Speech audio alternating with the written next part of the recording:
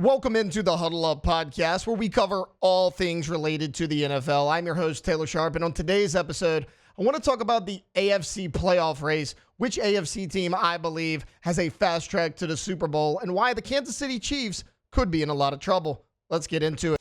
Okay, so obviously the first team we're going to highlight is the Kansas City Chiefs. They're the back-to-back Super Bowl champions.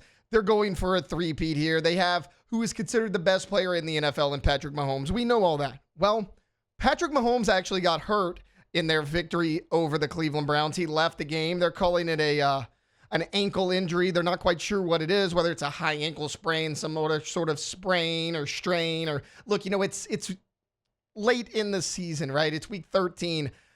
Bumps and bruises and sprains and strains, they all happen. But I'm not saying that the Chiefs are in trouble for a three-peat because Patrick Mahomes got hurt, because let's be honest, Patrick Mahomes really hasn't set the world on fire this year anyways, even when he was fully healthy. I mean, this is what Mahomes has done this year. 66% completion percentage for 3,348 yards. All that's really good. 22 touchdowns, 11 interceptions. And I mean, that comes on the back of not throwing an interception now for 4 straight games. Before that, I mean, he had 13 touchdowns, 11 picks. And that's kind of how he's been all year long. He's had a really good game. He's had a not so good game. And against the Browns, he was efficient. Now, he had 50% completion percentage, which has to go way up. I mean, there was one point in that game he missed 9 straight passes, which I can't tell you the last time in Patrick Mahomes' career that has happened. He threw for 159 yards, but he had 2 touchdowns. He didn't turn the ball over. So an efficient day for him. I mean, nothing that's going to light up the stat sheet, but he was fine. I don't think fine's going to cut it this year. And that's kind of how Kansas City's been. Now, credit Kansas City. This is what makes a great team. This is what makes a great franchise. They find ways to win close games. I saw a stat a few weeks ago, and it said, if you take away the last 2 minutes of every single game this year, the Chiefs would be up there for one of the worst records in the league because they have to come back and win all of these tight games that maybe shouldn't be tight. So you could say one of two things. A, why are they playing so bad? Why is this team struggling? They look like they're sleepwalking. Or B, this team finds a way to win close games. Close games are obviously important, but when you look at the rest of the AFC right now, the Chiefs are not the overwhelming, just dominant team that they have been in years past. I mean, Kareem Hunt's at running back for him right now. He's been their leading rusher since Pacheco went down. And speaking of Isaiah Pacheco, since he's come back from injury, he has not really looked like the same player. Travis Kelce's getting older. He's been hit and miss at times. He's had splash games. He's had games where he's kind of disappeared. And the receivers on the outside, Xavier Worthy's a solid player, but outside of that, Rashee Rice has basically been injured the entire season. Juju Smith-Schuster can't seem to stay healthy either. And when you look at some of the top teams in the AFC outside of the Kansas City Chiefs, it's not going to be easy, right? Like, I get that the Chargers just got blown out by the Tampa Bay Buccaneers, but going into that game, they had the number 1 scoring defense in the NFL. They've been able to run the crap out of the ball. If they can get J.K. Dobbins back, that's going to help them even more. And Justin Herbert hasn't turned the ball over. The Broncos as well. I mean, Bo Nix is figuring things out. Now, I know what you're thinking. Okay, well, they're in the same division as the Chiefs. Sure, I get all that. I'm not even really talking about the AFC West. Let's look at the AFC North. Pittsburgh Steelers sit there at 10-4. They just had a tough game against the Philadelphia Eagles where that offense just turned the ball over, but they haven't really turned the ball over like that all year long. That game so far is the outlier. It's the exception, not the norm. If you go look at what they've done all year long, they've been super solid on offense and defense. They've had ball control offense. They haven't turned the football over. They force teams on the other side into bad turnovers, and they have, in my opinion, one of the best coaches in the NFL in Mike Tomlin. Then there's the Baltimore Ravens. We know what they are, right? I mean, Lamar Jackson, as flashy as any player in the league. Lamar's biggest problem is he has to elevate his level of play in the playoffs. Can he do that? Then you have the Houston Texans, which it's weird to say that a team is 9-5 and hasn't really looked that good and hasn't really lived up to the expectations, but so many people thought this could potentially be the best team in the AFC. Now, they've had a ton of injuries, right? Nico Collins has been in and out of the lineup. Stephon Diggs, he's done. Joe Mixon's been in and out of the lineup, even though he's been really good. And, C.J. Stroud, not quite the explosiveness of last year, but partially that is because all of his weapons have been kind of in and out of the lineup. That's a team that if they can get healthy, I'm not even talking about Diggs. If they can keep Nico Collins and Tank Dell in that lineup, you got Dalton Schultz at tight end. What can you do with Joe Mixon? We've seen C.J. Stroud step up and elevate his level of play in big games. That's another team. But the main reason, the single reason that I believe that the Kansas City Chiefs are not going to go and get this three-peat done is the Buffalo Bills. Josh Allen is on an absolute tear this year. And it was evident in their most recent win over the Detroit Lions, because what did everyone say all year long? And I kind of said it too. I kind of echoed that sentiment that the Detroit Lions might be the most complete team in the NFL. They might be the best team in all of football. And the Buffalo Bills took it to them in that last win. And I get it. You could say, okay, well, it was a 7-point win. No, I mean, they were up 14 at one point in the fourth quarter. Detroit had to come back. They scored that garbage time touchdown at the end. I don't think that game was as close as the final score indicated.